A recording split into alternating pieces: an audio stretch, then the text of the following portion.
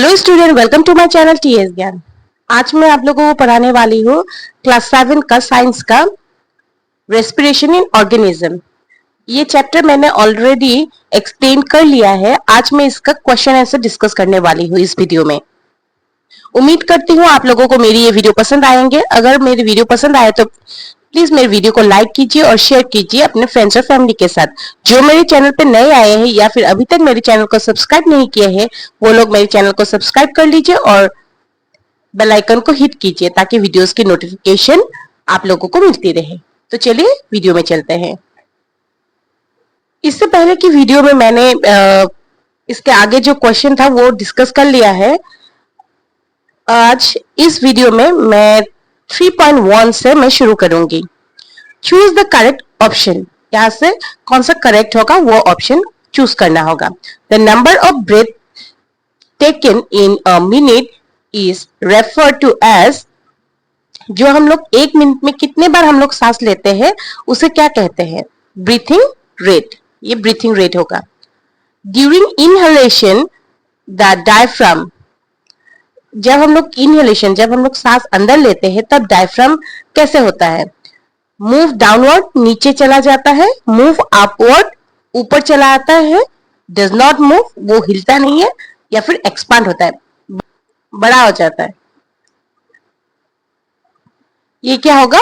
Move downward, नीचे फूल के नीचे चला जाता है। Next, during the process of breathing the intercostal muscle of the ribs. हम लोग ब्रीथिंग के प्रोसेस में जो रिब केज के अंदर जो मसल्स होता है वो कैसा होता है या फिर कैसे काम करता है? Contract during exhalation and relax during inhalation. और एक्सहेलेशन मतलब हम लोग जब सांस छोड़ देते हैं तब कॉन्ट्रैक्ट होता है मसल्स, या फिर जब हम लोग इनहेल करते हैं मतलब सांस लेते हैं तब क्या होता है? रिलैक्स होता है मसल। या फिर relax during inhalation and exhalation, या दोनों टाइम में वो रिलैक्स रहता है। इनहेलेशन में और एक्सहेलेशन में दोनों टाइम में ये क्या होता है? रिलैक्स रहता है। या यहाँ पर नेक्स्ट दिया हुआ है contract during inhalation and exhalation, या वो कॉन्ट्रैक्ट होता है इनहेलेशन और एक्सहेलेशन के वक्त। Contract during inhalation and relax during exhalation, ये कौन सा होगा?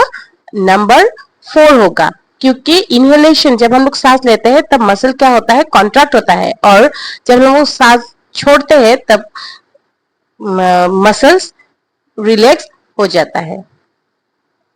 अभी नेक्स्ट 3.2 क्या दिया है? Differentiate between inhalation and exhalation. Inhalation और एक्सहेलेशन में अंतर बताना होगा। Differentiate between inhalation and exhalation. The difference between inhalation and exhalation are as follows. Inhalation मतलब सांस लेना और exhalation मतलब सांस को छोड़ना। The process of taking air into the lungs. ये inhalation process कौन सा है? जब हम लोग एयर को अंदर लेते हैं मतलब लंग्स में लेते हैं। The process of releasing air from the lungs. और एक्सहेलेशन होता है जब हम लोग सांस को बाहर निकालते हैं, लंग्स से बाहर हवा को निकाल देते हैं। ये इनहेलेशन में क्या होता है? During inhalation the diaphragm contract and move downward. और इनहेलेशन के वक्त डायफ्राम क्या होता है? कॉन्ट्रैक्ट हो जाता है और नीचे मूव करता है, नीचे चला जाता है। During exhalation the diaphragm relaxes and move downwards और मूव अपवर्ड्स। और एक्सहेलेशन के वक्त क्या होता है? डायफ्राम रिलैक्स हो जाता है और ऊपर चला जाता है। Chest cavity expand as the rib move up and out. और चेस्ट कैविटी क्या होता है? एक्सपांड, बड़ा हो जाता है। और रिब क्योंकि रिब जो क्या होता है? मूव ऊपर आता है और बाहर के तरफ आ जाता है। हम लोग जब सांस लेते हैं तब क्या होता है? हम लोग का छाती थोड़ा फूल जाता है, वही बोल रहा है यहाँ पर। The chest cavity contract the rib move down and in. और चेस्ट कैविटी फिर क्या हो जाता है, कॉन्ट्रैक्ट हो जाता है, नीचे चला जाता है, क्योंकि रिब भी क्या हो जाता है, नीचे चला जाता है और अंदर आ जाता है। Air rich in oxygen enter the lungs, और इनहेलेशन के वक्त एयर जो ऑक्सीजन जिसमें ज्यादा है वैसा एयर लंग्स के अंदर चला जाता है। Air rich in carbon dioxide is expelled from the lungs, और जो जिस एयर में कार्बन डाइऑक्साइड है वो एयर हम लोग बाहर निकाल देते हैं लंग्स के। नेक्स्ट क्या है, 3.3 What would happen if there was no diaphragm in human? अगर क्या होगा, हम लोग ह्यूमन के अंदर अगर डायफ्राम नहीं होगा तो क्या होगा? Without diaphragm, we would have serious breathing problem because these muscles is essential for helping our lungs take in and push out air. कि अगर हम लोग के बॉडी के अंदर डायफ्राम नहीं होगा तो हम लोगों का सांस लेने में बहुत तकलीफ होगा, यानी कि प्रॉब्लम होगा बहुत। ये डायफ्राम के कारण ही हम लोग का जो ये एयर अंदर और बाहर होता है, ये डायफ्राम के वजह से ही होता है। यही क्या करता है, पुश करता है बाहर निकालने में। This would lead to a lack of oxygen, making us very weak and tired, and we would need medical help to breathe. अगर डायफ्राम नहीं होगा तो क्या होगा, हम लोग का सांस लेने में तकलीफ होगा, और अगर जब तकलीफ होगा तो हम लोग के बॉडी में ऑक्सीजन कम पहुंचेगा, और इसकी वजह से हम लोग क्या हो जाएंगे, कमजोर हो जाएंगे और टायर्ड फील करेंगे, और हम लोग को तब क्या होगा, मेडिकल हेल्प लेना होगा सांस लेने के लिए। Next, show the main step involved in the exchange of gases in the human body in the form of flow chart. हम लोग का बॉडी में एक्सचेंज ऑफ गैसेस कैसे होता है वो फ्लो चार्ट के जरिए से बताना होगा। इनहेलेशन, पहले हम लोग इनहेल करते हैं, सांस अंदर लेते हैं, गैस एक्सचेंज इन एल्वियोली, फिर गैसेस का एक्सचेंज होता है एल्वियोली से। ऑक्सीजन ट्रांसपोर्ट इन ब्लड, फिर ऑक्सीजन का ब्लड में चला जाता है। Oxygen use in body cell, फिर ऑक्सीजन बॉडी सेल में यूज होता है, बॉडी सेल में ट्रांसफर किया जाता है, या फिर बॉडी सेल हम लोग का वो ऑक्सीजन ले लेता है। Carbon dioxide transport in blood, फिर कार्बन डाइऑक्साइड जो ब्लड में है वो ट्रांसपोर्ट होता है। गैस एक्सचेंज इन एल्वियोली, फिर वो गैस एल्वियोली में एक्सचेंज होता है। फिर एक्सेल, फिर हम लोग सांस बाहर छोड़ते हैं। यहाँ पर नंबर 4.2 क्या दिया हुआ है, how does the structure of the alveoli help in the faster exchange of gases. Alveoli का जो स्ट्रक्चर है वो कैसे हेल्प करता है हम लोग का ये गैसेस को एक्सचेंज करने में। आंसर क्या है, the structure of the alveoli help in the faster exchange of gases because they have a large surface area, very thin walls and rich blood supply.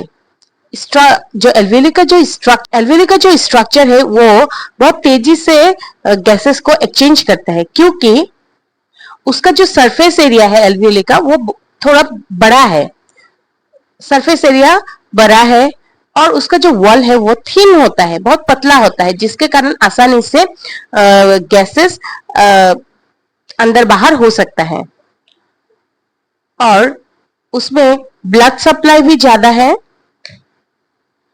And moist surface, और उसका surface भी moist होता है। These features allow oxygen and carbon dioxide to quickly and efficiently move between the air and the blood. और ये सब कारण के वजह से ही, और ऐसा फीचर एल्वियोली का होने के वजह से ही ऑक्सीजन और कार्बन डाइऑक्साइड आराम से या फिर जल्दी वो लोग क्या होता है, एक्सचेंज होता है, डिफ्यूज होता है एक दूसरे से में।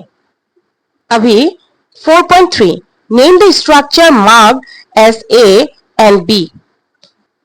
क्वेश्चन दिया है, ये वाला पिक्चर दिया हुआ है। Name the structure marked as A. यहाँ पर ए क्या है, ये वाला पोर्शन क्या है, और ये बी यहाँ पर मार्क किया हुआ, ये बी वाला पोर्शन क्या है। यहाँ पर ए जो है वो है एल्वियोली और बी जो है वो है blood capillaries. Name the process by which the exchange of gases through A and B take place। और ये प्रोसेस का नाम क्या है जो एक्सचेंज होता है, मतलब एल्वियोली से ब्लड कैपिलरी और ब्लड कैपिलरी से एल्वियोली से जो एक्सचेंज होता है उस प्रोसेस को क्या कहते हैं, diffusion process. Next number C, describe how this process help in exchange of gases। अभी हम लोग को डिस्क्राइब करना होगा कि ये प्रोसेस में एक्सचेंज ऑफ गैसेस कैसे होता है।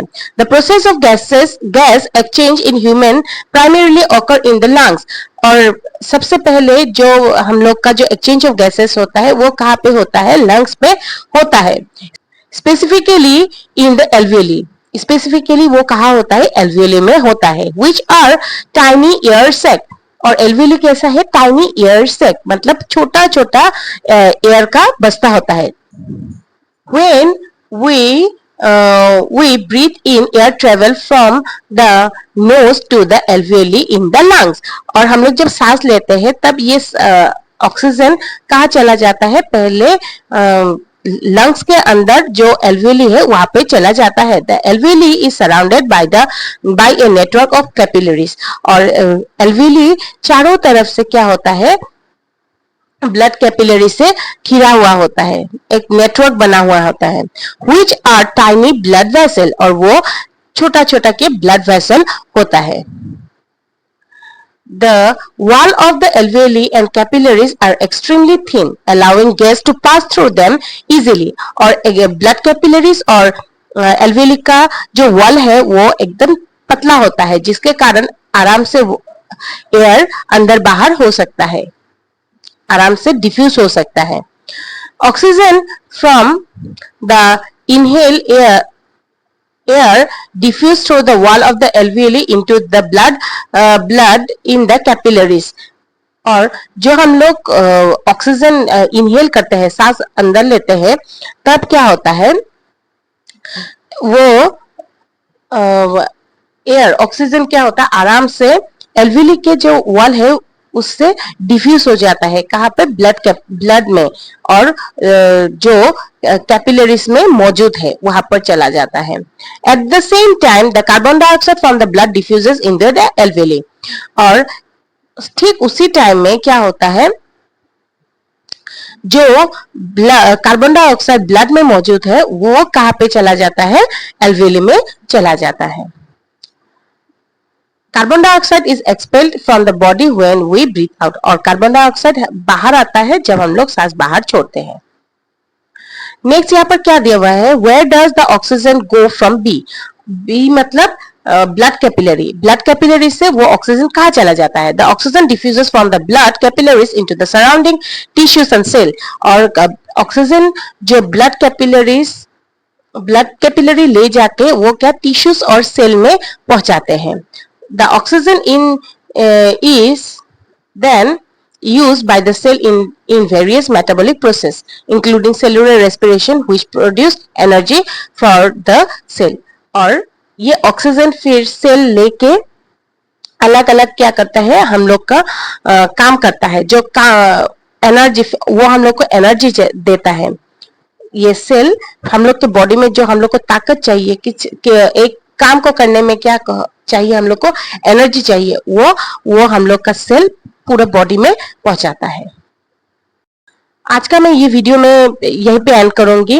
मैं इतना तक ही आज के इस वीडियो में डिस्कस करूंगी, और नेक्स्ट वीडियो में मैं बाकी जितना भी क्वेश्चन है वो डिस्कस करूंगी, क्योंकि आज ही अगर सब कर ली तो मेरा ये वीडियो बहुत लंबा हो जाएगा।